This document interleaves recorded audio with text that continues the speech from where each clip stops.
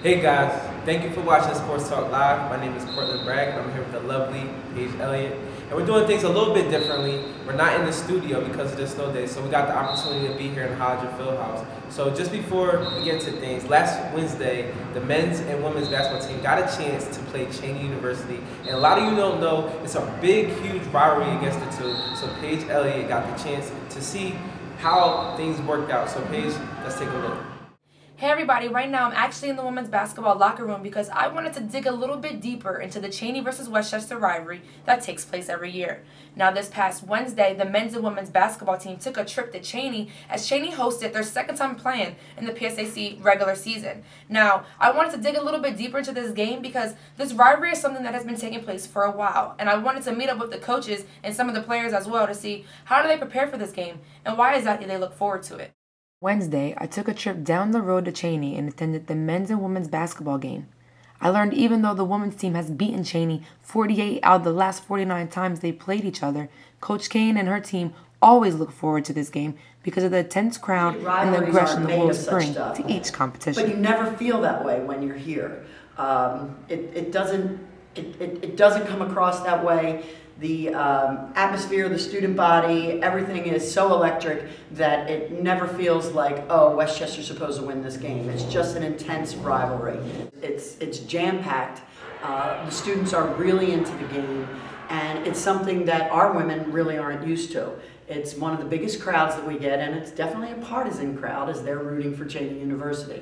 Co-captain Sharifa Junaid is the only player on the team who has had 4 years of experience and fully understands the methods the coaching staff uses to prepare the players for the Cheney game. The Cheney coach has been in practice. We play loud music. We have 7 people playing up against us on defense on the court, and she holds up flashcards because the gym's always loud and packed. So every year it's a crazy game. Switching gears, the men's game is always a different scenario.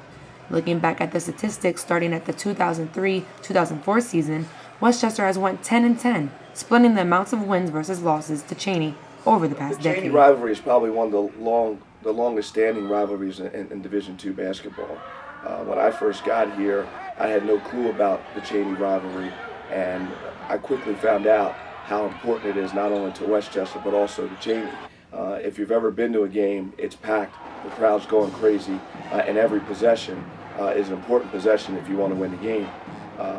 It's probably the best game to go to any year. If Cheney's down, it's still a great game. If we're down, it's still a great game. And if both of us are winning, it's an unbelievable atmosphere and something that you definitely got to experience. Westchester Cheney game is always exciting. We are both from the same town, so it could be compared to North Carolina versus Duke.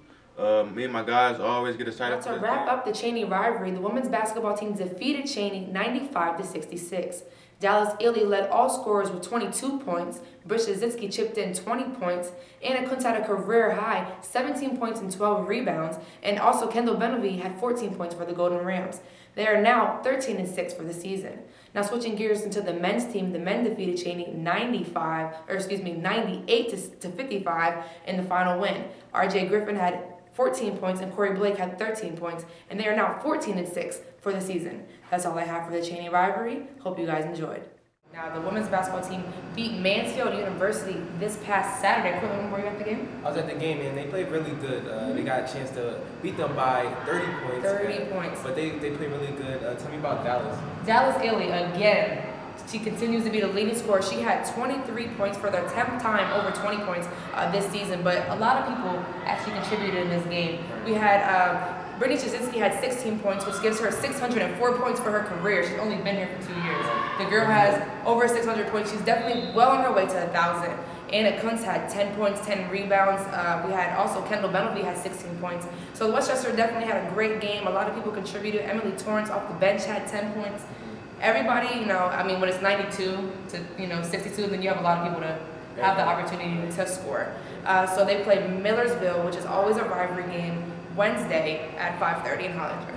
Just to switch things over, Paige, to the men's team, they got a chance to play Mansfield University. They actually beat them 86-77, with Troy Hockenday finishing atop of all scorers with 19 points. He came very close to a triple-double with 9 rebounds and 6 steals. So he played very well. He's on the roll. He's on a roll. He's actually the leader on that team. And with him in the game, he really changes the way the team plays. He has to be on the floor. He's the leader.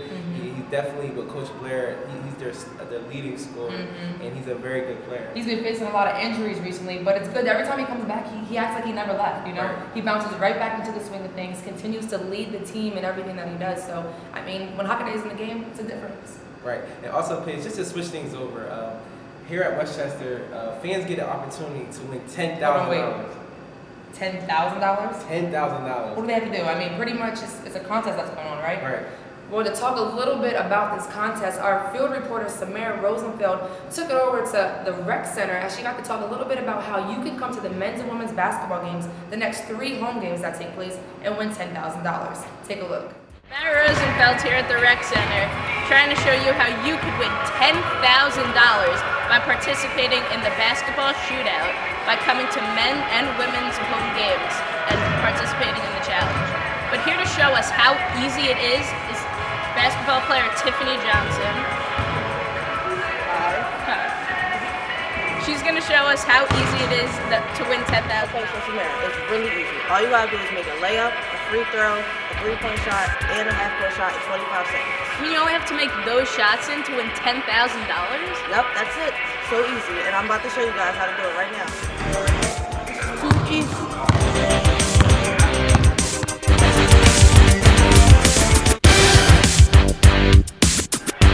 Think you can do it?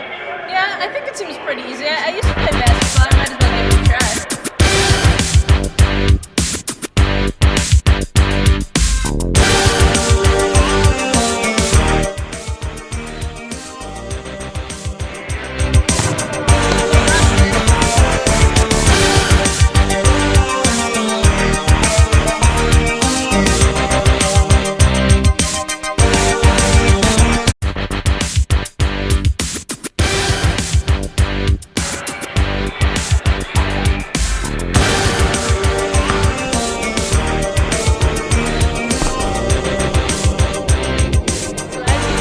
I'm a little bit rusty, but Tiffany Johnson made it look pretty easy.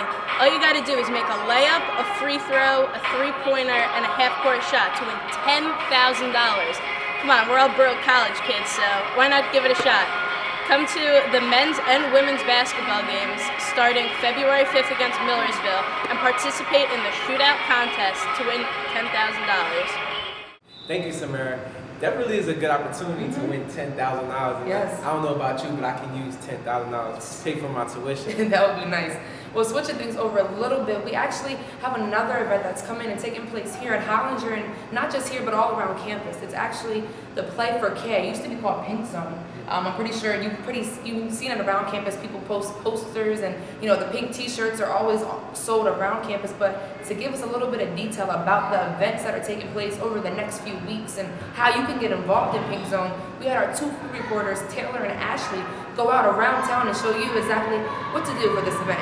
Stay tuned. Hey WCU, I'm Ashley and this is Taylor, and we're bringing you information about this year's Play for K event. Play for K is an opportunity to raise awareness and funds for breast cancer in the court, on campus, and in the community. Taylor, did you know that in 2012, WCU was #1 in all of Division II for their fundraising efforts for the Play for K Foundation? Wow, that's really interesting. Well, today we're going to give you 3 things that you could do to help show your support and raise money. The first event is the basketball game against Shippensburg. The women will play at 1 and the men's team will play at 3. Food, activities, and raffle tickets will be on sale, located in the Pink Zone behind the bleachers. After the game, make sure you come to Barnaby's for the social. It takes place after the boys' game from 6 to 9, and all proceeds go to Play for K. It's $25 if you're over 21 and $20 if you're under 21. Eat great food while raising money at the same time. The Rec Center is offering its own Play for K event. They are hosting a pre-March Madness 5-on-5 basketball tournament. The tournament will take place on Sunday, February 23rd. Registration is online now and costs $15 per team. This includes 3 games, a t-shirt, and you can win a $5 gift card. So get your friends together and come out and support this great event. Make sure you guys come out and help support Play for K. And don't forget to get your Play for K pink t-shirts on sale around campus this week. Now, back to you guys in the studio. Well, thanks Ashley and Taylor for giving us the rundown on how exactly we can get involved in the Play for K events that are taking place right here on campus. But switching gears a little bit, let's take a look at track and field. Now, they actually took their talents down to Bucknell University this past weekend for an event where actually the men's team took on the 4x400 relay and placed in first, which is huge to bring back during that event back here to Westchester University. And Joe DeSacchio, actually, he placed first in the long jump and came in third in the triple jump. I mean, he had a great event there in Bucknell. And then looking at the women's track team, they actually placed in they placed in fifth for the 4x400 relay, which was also a success here at Westchester because it was the second best time that they've had in school history with their relay time they had there. So congratulations to both teams, as they also had players that actually qualified for the PSAC championship that's coming on later in the month with the top athletes around the conference. Yeah, and the Westchester's track and field team have been doing a great job. But to highlight another sport here on campus, the women's gymnastics team did a great job placing fourth at the Ron Anderson Invitational at Temple University. They finished with a high score of 187, falling just short of the University of Pennsylvania, which is a Division I school. So girls, you did a great job. I'm very proud of you. And that leads their record to 6-4, falling a little bit short of their starting off their season. They were 5-1, so hopefully things can get a little bit better. I mean, yeah. Great job placing just a little bit under a Division I school at the University of Pennsylvania. If you ever get a chance, make sure you guys support the gymnastics teams. Check their schedule out online. And it's definitely, if you've never seen a gymnastics event, you definitely want to get down there and check it out. It's really cool to see. There's a lot of talent we have here at Westchester, and these girls put in a lot of work. So make sure you check them out. All right, now, Court, let's get to the final end of the show. Let's talk about the Super Bowl. Now, Paige, the Super Bowl, a very lopsided game, highly anticipated. Everybody's gathering around the dinner table watching the game, looking for the commercials, which were a little bit disappointing. Yeah, this time they were. And needless to say, Malcolm Smith, who took the game with the game's MVP, finishing with a record 10 tackles, a fumble recovery, and also a crucial interception, just to put the dagger in the Denver Broncos. But, Paige, one of the things is you have the top NFL team, top offensive team. You would think that would be a little bit more of a close game. Yeah, no, it was a blowout, 43-8, and you have the NFL MVP Peyton Manning. The Seahawks, credit to the Seahawks defense who shut Peyton Manning down. They did a great job just limiting him where he can pass and just really doing a great job. And also, they really showed, America how to tackle. They really were putting some hits. The whole entire game was just crucial. And even before that game, I know, all the hype talking about the game coming into it. Sherman, actually, who's been in the media a while from how he interviewed last week, said pretty much Peyton Manning, he throws ducks, saying that all he does is throw interceptions. Well, Peyton Manning had 2 interceptions in this game. And Seahawks attacks from the beginning of the game coming out, like you said, 43-8. They came out strong right from the beginning. Court, who did you think coming into the game was going to win the game? I thought the Seahawks were going to win, but I thought it was going to be a really close game. Maybe I would say my prediction is 24-21, but maybe a very closer game. But, as you can see that the Seahawks clearly dominated. Switch things over and end it. We sent things over to our field reporter to ask the fans exactly how you felt before the game. Who did you think was going to win, and check out your predictions. Well, thanks, guys. So I'm here in Sykes talking to people about America's favorite sporting event, the Super Bowl, asking them questions about what they're going to do this weekend, some foods that they like, and, of course, their predictions on the game.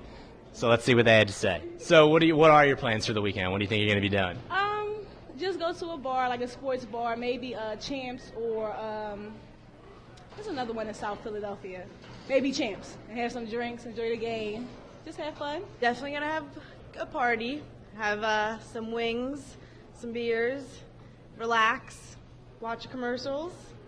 Yeah, I think me and the guys have something going on. We're gonna have a little get together, have some guys over, maybe order some pizza, get some drinks, and see what's good with the Super Bowl. I'm excited for it. What's your absolute favorite food to eat on? We got a Chick-fil-A try. That's pretty good. Although That's pretty good. I should get some of that this time. I don't know about Chick-fil-A because I eat it so much here. I like eating buffalo chicken dip. I don't want to sound stereotypical, but wings, fried wings, you know, and that's it. Fried wings, French fries, something simple. You know, it's what you got to get sometimes. You can be stereotypical. You know what? It doesn't I matter. said chicken Caesar salad. That's a healthier choice. Oh, wings, hands down. Wings. Everybody needs some wings on the Super Bowl. Yeah, that's about it. Not only is it known for the game, the Super Bowl, but it's also known for the commercials, the halftime show. Are you going to watch all that, or are you a channel flipper? Oh, commercials. That's what I'll mostly watch. Yeah, I watch it. I like the Super Bowl commercials. They're cool. I'll definitely watch commercials. It's nice to get a good laugh in between, especially it's so serious all the time. It's like, yo, you got to get the first down, or it's like, oh, you got to get this touchdown or make that play, and then it's like little comic relief doesn't hurt, you know? No, I'll be definitely watching the commercials. I actually seen a commercial with Arnold Schwarzenegger. Have you seen that commercial? I haven't seen it. Oh, he has a wig on. He's like a ping pong champion or something. But that's one of the commercials I've seen so far. So the Super Bowl is this weekend. You know, Denver Broncos versus the Seattle Seahawks. Who do you think's going to win? Well, I don't know anything much about the teams, but I do know Peyton Manning is on the Denver Broncos, and from what I've seen, he's got a good record. So I guess I'm going to go with the Broncos. Definitely Denver Broncos. Seahawks, definitely. I honestly think Peyton Manning's going to pull another ring. It's going to be a great game. Number one defense versus number one offense. I mean, you really can't complain. Definitely Broncos.